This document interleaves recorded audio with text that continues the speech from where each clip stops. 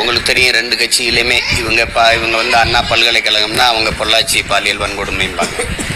இது கூடுதலாக இருக்கிறது காரணம் இந்த கட்சி. இதில் நீங்கள் புரிஞ்சுக்கணும், அதாவது கணக்கில்லாத சகிக்க முடியாத அளவிற்கு மது நிறைந்த மாநிலமாக ஆயிடுச்சு. திரவப்போதையும் திடப்போதையும் அங்கீகரிக்கப்பட்டதாக ஆயிடுச்சு. பள்ளி கல்லூரி வளாகங்கள் வழிபாட்டு தலங்கள்ல எல்லாம் உங்களுக்கு கஞ்சா மீன் கொக்கைன்னு எல்லாம் தெரியுது. கஞ்சா சாக்லேட்டே பள்ளிக்கூடத்தில்.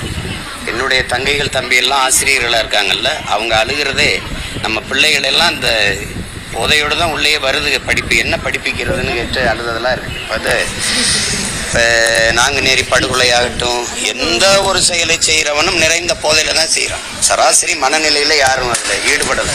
உங்களுக்கு தெரியும், இப்போ விசாரித்து பார்த்தீங்கன்னா ஒரு போதையில் தான் படிப்போம். அப்போ நீங்கள் இந்த போதையை வச்சுக்கிட்டு சட்டம் ஒழுங்குங்கிறதும் சமூக ஒழுங்குங்கிறதும் பெண்களுக்கான பாதுகாப்பு என்பதும் ரொம்ப வேடிக்கையானது, ரொம்ப பிழையானது.